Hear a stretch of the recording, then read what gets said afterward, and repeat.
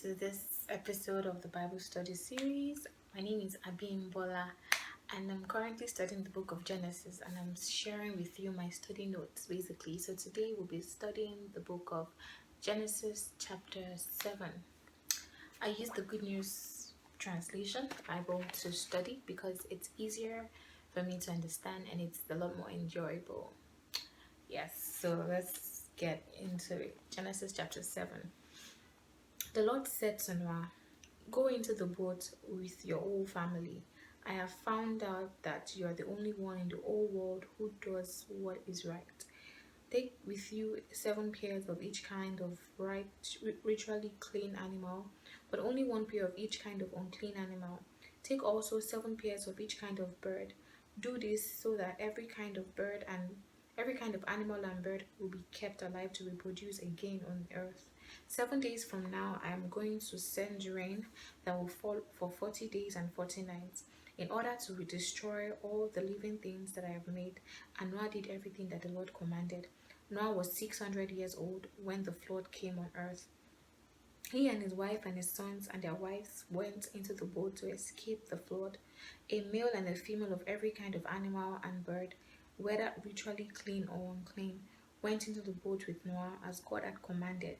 7 days after the flood came, when Noah 7 days after the flood came, when Noah was 600 years old, on the 17th day of the second month, all the outlets of the vast body of water beneath the earth burst open. All the floodgates of the sky were opened, and rain fell on the earth for 40 days and 40 nights. On that same day, Noah and his wife went into the boat with their 3 sons, Shem, Ham, and Japheth, and their wives. With them went every kind of animal, domestic and wild, large and small, every kind of animal. A male and a female of each kind of living being went into the boat with Noah. The flood continued for 40 days, and the water became deep enough for the boat to float. The water became deeper, and the boat drifted.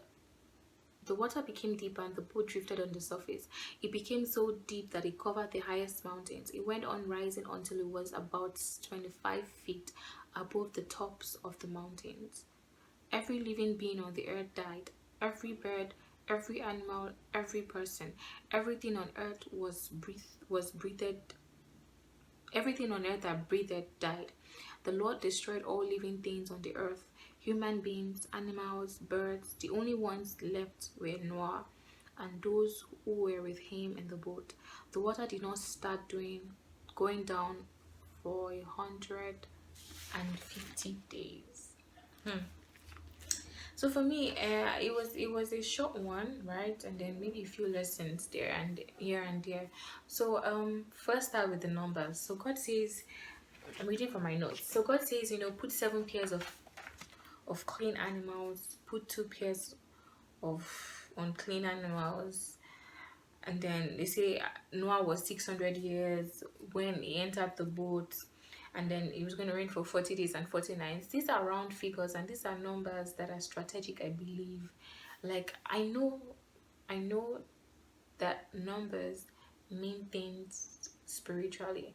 Like in the spirit realm, numbers mean a lot. For example, 7 is a number of perfection, 8 is a number of new beginnings, 9 is a number that signifies I think conception, not conception, um maybe birth. I'm not sure, but these things mean things. So I feel like those numbers that I mentioned, they were strategic. God knew what he was doing when he was giving those numbers to Noah, basically. And I was thinking about it, like in a boat. It was an ark anyways. It was quite wide, like it was tall enough. But imagine being in a closed up space with animals of all kinds, wild and domestic animals. Imagine how it would have been. Like, God is amazing. God is amazing in his ways. Like, it doesn't make sense, but I mean it happened. And imagine putting animals in the same space, like crop, very cramped up space maybe it wasn't very cramped up, but I mean a very close space with different animals. Like I'm trying to imagine like insects with birds. I'll get all itchy and stuff for me because I know animals. I'm not really animal friendly, but just imagine how it would have been for Noah, his children, and all those animals and all that. God is just amazing in his ways, basically. And then they said that it rained so hard that the water level on the ground was as high as the highest mountain at that time. But the highest mountain right now, I think, it's Mount Everest, I believe, and it's about 29,000 feet above sea level. So just imagine, let's just use that number. Imagine how tall, how high the water level would have been at that time. That was crazy. And then the ark was floating on that water level. God is magnificent, because the boats probably could have, like, imagine that was why God was detailed in the description of the boats. Make it this wide, make it this tall, put tar in and outside, because God knew what he was doing. Because that rain was not, it was something. For 40 days, 40 nights, the floodgates of heaven opened, all the channels of water on earth opened, and it filled the earth.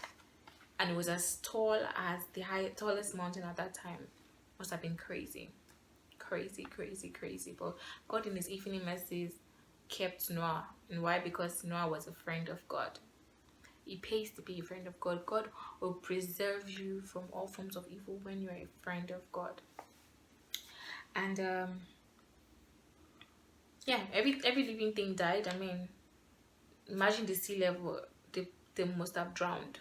They must have drowned. There was for even birds. There was nowhere they could perch on, because the water level was as tall as the highest mountain at that time. So there was no way for them to perch. They could not keep flying forever. They had to rest somewhere. So the water would have, drowned the trees, drowned the mountains. Wow, that was tough, man. That was tough, but yeah. And then lastly, for me, I see the ark, the boats, as God's presence, right? So God called Noah into his presence and all those animals, and he preserved them and shielded them from all kinds of evil. And in my notes, I said, I wrote, I was like, outside God's presence is all forms of exposure to, things, to the fiery darts of the devil. In the New Testament, there's a mention of the fiery darts of the devil, where the shield of faith to, prevent. We'll get there. I'm probably quoting it wrong, but the boats for me in this chapter was inside the presence of God. So Noah and his family and those animals were inside the presence of God. They were inside the presence of God. And so inside the presence of God, fear doesn't live there. Danger doesn't live there. They cannot even come close. So inside the presence of God, they were shielded from all the evil. They were shielded from the destruction, basically. So it pays to be a friend of God. It pays to to always remain in the presence of God. And being in the presence of God doesn't mean you should always be in church. No. Being in the presence of God means staying true with your relationship with God. Stay away from sin. Always worship God with your life. Worship him in truth. Worship him in spirit. Wake up with songs of praises on your lips. Walk to your office with songs of praises on your lips, raising your hands in adoration. Like, just stay true with your relationship with God. So basically what I'm saying, being in the presence of God doesn't mean you have to be in church. It just means stay away from sin, right? So that's it for me. And then the chapter ended by saying, like, it took 150 days for the water levels to go down completely. 150 days. That was a long time, basically. So yeah, that's chapter 7 for me. Like the one thing that stands out for me is, the presence of God. I am interpreting the ark, to be like the presence of God. And then Noah and his family were saved in the presence of God in the ark. That's what I'm taking home from chapter 7. What are you taking home? What did you learn? What else did you learn from chapter 7? do let me know. Till next time, when I'm bringing you Genesis chapter 8 or any other Bible chapter, stay blessed. Bye.